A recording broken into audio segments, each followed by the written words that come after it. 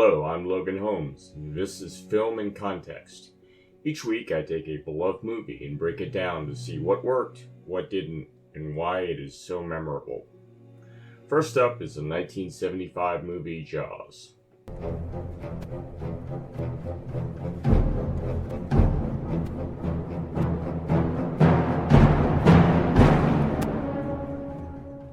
Jaws was directed by then mostly unknown director Steven Spielberg, who first appeared on a lot of people's radars with the critically praised TV film Duel, which was released in 1971. Many have in fact compared the two projects by referring to Jaws as Duel in the Ocean. Jaws can best be summed up with the elevator pitch of that it's about a sleepy seaside town that is terrorized by a huge great white shark around the 4th of July.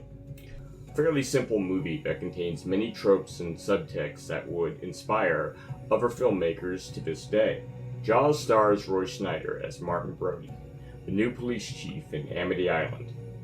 After the death of a young teenager is attributed to a shark attack by the town's medical examiner, Brody begins to realize that a shark has come to the area and made the waters off of Amity Island its feeding ground.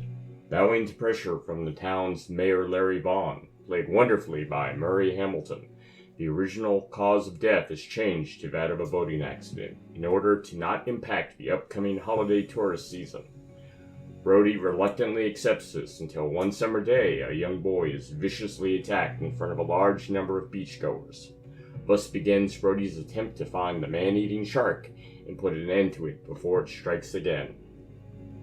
Jaws is so much more than a simple monster movie, and while yes, the movie can be viewed as just that, if you look below its surface, just like the ocean where the film's shark calls its home, you will find a film rich in both narrative and subtext. You see, Jaws is really about the human condition and what drives us to act in the way that we do. On the one hand, you have the righteous Sheriff Brody, who will stop at nothing to do his job and ensure the safety of the citizens in the town he is sworn to protect. On his quest to accomplish this, he enlists the aid of both oceanographer Matt Hooper, portrayed by Richard Dreyfuss, and local shark hunter Quint, played by Robert Shaw, both of which agree to aid Brody in his quest to stop the shark, but for very different reasons. Hooper views the shark as an abnormality. Given its size, he wants to find and study it to satiate his scientific curiosity. Quint, on the other hand, is driven by a large financial payoff and his desire for revenge. We learn about the reason for those desires as the film progresses. Now, neither Hooper or Quint can see eye to eye, and while Brody is out on the boat trying to find and stop the shark, he's also trying to keep the peace between the two men. An experience that carried over to real life, as reportedly both actors Dreyfuss and Shaw couldn't stand each other, and on at least one occasion their disagreements ended up with the two actors brawling with each other. The conflict seemed to be caused by how both actors approached their craft. Shaw was a renowned stage actor that appeared to approach the project with a seriousness that Dreyfuss lacked. Such differences would often lead to Shaw taunting Dreyfuss between takes. Neither actor seemed to respect the other, but such animosity actually aided with conveying the on-screen disdain the two characters had. In the truest sense, it was a case of art imitating life. Aside from the shark, the other main villain of the movie could best be summed up as human greed. The mayor ignores all the evidence that a shark is the cause of these deaths because of the fear that such news will create and will have on the tourists that keep the island's economy afloat. I'm only trying to say that Amity is a summer town. We need summer dollars. If people can't swim here, they'll be glad to swim at the beaches of Cape Cod, the Hamptons, Long Island. That doesn't mean we have to serve them up a smorgasbord. We never had that kind of trouble in these waters. Well, what else could have done that to that girl? Boat propeller? Well, I think possibly, yes, a boating That's accident. not what you told me over the phone. I was wrong. We'll have to amend our reports. And you'll stand by I'll that? stand by you. Martin. A summer girl goes swimming. Swims out a little far. She tires. Fishing boat comes along. It's happened before. I don't think you appreciate the gut reaction people have to these things. Harry, I appreciate it. I'm just reacting to what I was told. Martin, it's all psychological. You yell barracuda. Everybody says, huh? What? You yell shark.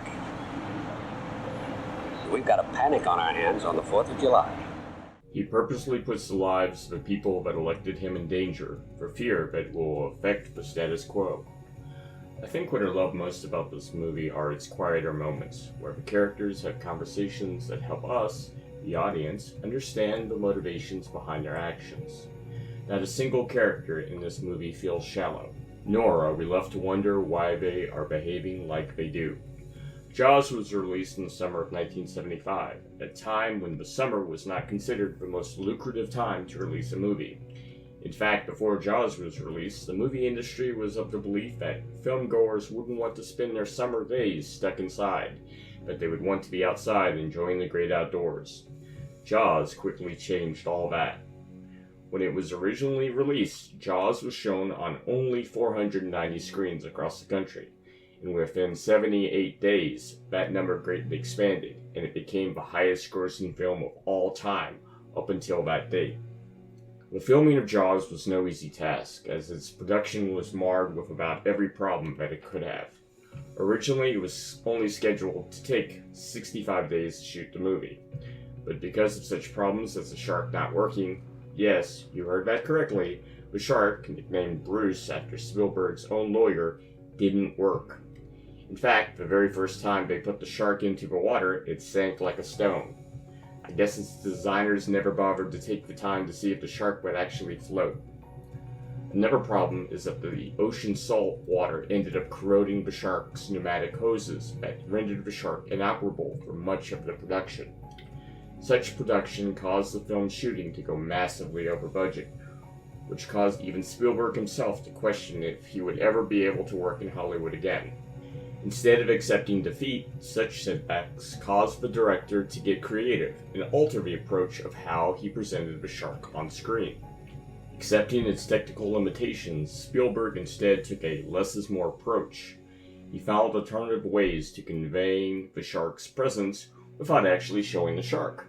He was able to amp up the tension by conveying that the shark could attack at any time and by allowing the audience's own imagination to aid in visualizing with what the shark looked like.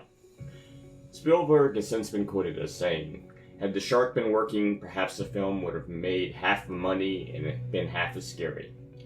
Such improvisations were a stroke of genius and really saved the film. While such changes may have been inspired by necessity, it was still genius nonetheless. Other problems, such as the script not even being finished by the first day of shooting and the aforementioned cast conflict issues, also contributed to Jaws having one of the most famous problematic productions in cinematic history. Jaws was based on a novel of the same name written by Peter Benchley. Benchley was also one of 3 writers tasked with adapting the novel into a script for the big screen. The problem was that Benchley was a journalist and not a screenwriter.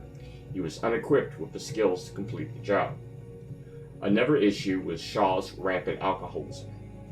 The actor apparently spent much of the shoot inebriated. In another example of Spielberg making the best of a bad situation, he actually allowed Shaw to be drunk during the first attempt at delivering a speech. Such drinking caused Shaw to black out on several occasions, and the next day he woke up with no recollection of his performance. He would then apologize to Spielberg, beg his forgiveness, and ask for a second chance. It was during this second attempt that Shaw delivered the memorable speech where he explains Quint's history with sharks while serving on the USS Indianapolis during World War II.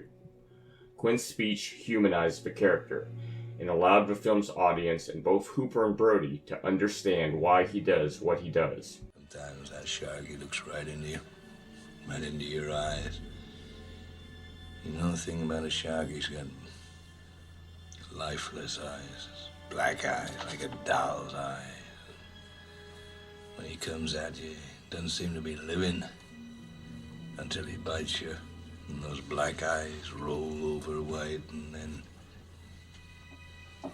you hear that terrible high-pitched screaming. The ocean turns red, and in spite of all the pounding and the hollering, they all come in, they rip you to pieces. When I think of the greatest scenes in movie history, this scene is almost always at the top of my list. Jaws was a huge success when it was released and would go on to inspire 3 more films in the franchise. Each film was vastly inferior to the original. In fact, when asked about the 4th film in the franchise, Jaws: Revenge, the film star Michael Caine has been quoted as saying, "I have never seen it, but by all accounts it is terrible. However, I have seen the house that it built, and it is terrific." As bad as Jaws: Revenge was, at least it was better than Jaws 3D, the 3rd movie in the series. The events of Jaws: Revenge actually retconned the 3rd movie out of continuity. As bad as the sequels are, they have never diminished my love of the original movie. With its wealth of quality, it's not hard to understand why it is often considered one of the greatest movies of all time, and is still often discussed to this day. In fact, while researching this episode, I came across a theory that I hadn't heard of. The theory states that the events of the movie were actually grossly exaggerated by Chief Brody. Throughout the movie, he is seen drinking, and the theory goes on to explain that while the events of the movie did occur to some degree, they didn't occur at the same level actually portrayed in the film, and it was Sheriff Brody's need to be perceived as the hero that actually drove the narrative. That would actually explain why his character, who was scared of water and completely out of his element, was able to hold his own with a scientist and an accomplished seaman. Brody fabricated the events. This certainly changes how we would view his character, but it is just a theory, although one I do find fascinating. But that is why I love movies of this quality, because they make you think about them long after you have watched them.